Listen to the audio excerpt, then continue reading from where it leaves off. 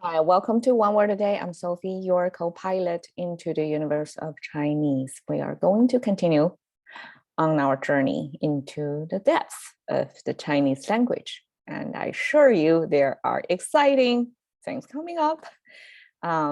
Yesterday we talked about 炎炎烈日.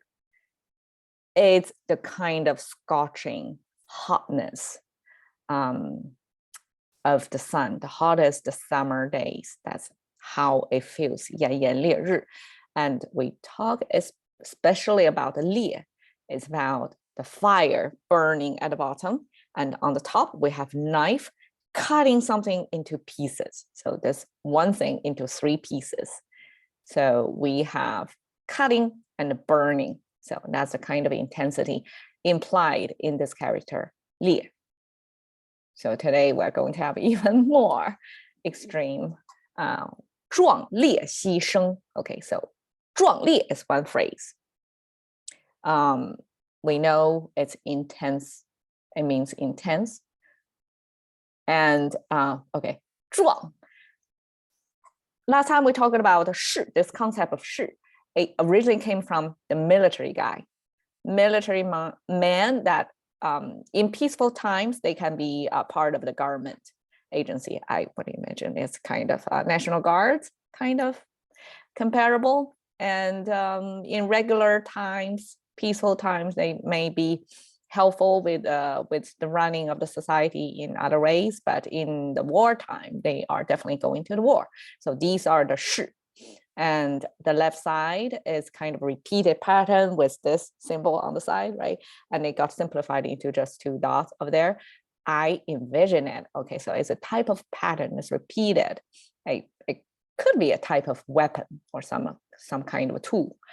And together with this, wartime soldier kind of figure, I mean somebody who is muscular.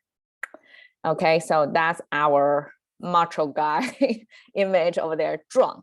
And 烈 is the intensity, right? So we have 壮烈 together describe a type of death, actually. What kind of death? It's kind of, we use it as 牺牲, is a sacrifice, like you are giving up your own life for something bigger than you. And this is the kind of 牺牲 we talk about. Actually, 牺牲 both share this left side of this symbol. This symbol was used later on as the cow figure. So I guess because it got horns over there, it's kind of obvious. But it almost like is it called a trident? In the Western mythology, some god figure is using this kind of weapon. So you can also view it as a type of weapon almost. But in any case, 牺牲, this animal sacrifice ceremony was common in the East and the West as well, right? So we have sheep, normally is the animal being sacrificed. And this is our sheep image. Fluffy hair going horizontally with two horns, kind of cute, right? And then the bottom, we got this 戈, it's kind of weapon back then. I don't exactly know what a complicated structure is, but the whole thing was later on in the culture to use as a self-referral. It's me, okay? Me as a sheep got sacrificed in this ceremony.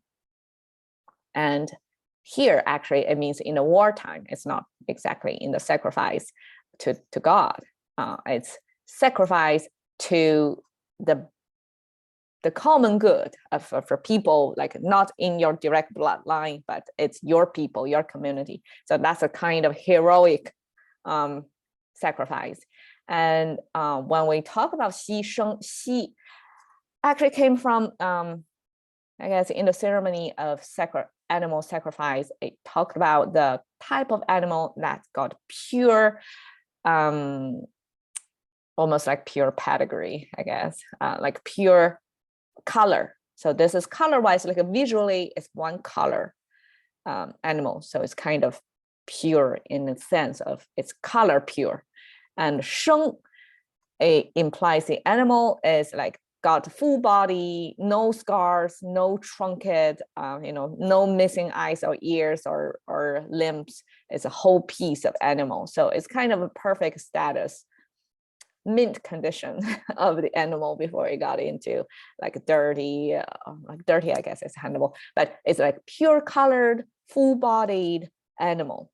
That's a kind of perfection animal to use as a sacrifice. So 壮烈牺牲 in China, today's China, as well as in America, there is this category of heroes of, if we view it as propaganda, it's like patriotic scenes in pop culture, right? So 壮烈牺牲 simply means, okay, you have this intense, muscular kind of macho death, but you're sacrificing for a country. So that's kind of sense, heroic death. And here I'm putting up this poster of saying this battle movie, the battle Lake Changjing. So it's one of the New Year movie that's made of this battle between actually US and China in the Korean War time, that how the Chinese army, in spite of on the lower end of this power play on the battlefield, like a disadvantage, not well equipped, all that, but they have the spirit, they have this strong belief to sacrifice for their country, so that there are a lot of heroic deeds, moments captured in this movie. And I guess it must be very touching to watch. And so it break the records over there of close to $100 million US translated. So probably on the releasing weekend, it's like a hit, record-breaking blockbuster of this, talking about a heroic death kind of patriotic movie. All right, and at the bottom it says 团结起来的中国人民不可战胜. It's like if you're consolidated, like a solitary, you come as one piece, Chinese people, nobody can beat them, like invincible. And 砥砺前行的中国电影再攀高峰. Okay, so this is talking about the Chinese movie industry. Actually, they are climbing to a taller hill. So yeah, record breaking. And I don't exactly know why 砥砺前行. So it's like in the difficult times, but you still continue marching forward. That kind of unwavering will displayed in the movie industry. And by that, you can making new records or climbing higher peak. All right, so this is the heroic death we're talking about today. Cash into the currency of thinking by just one word a day with Sophie. See you in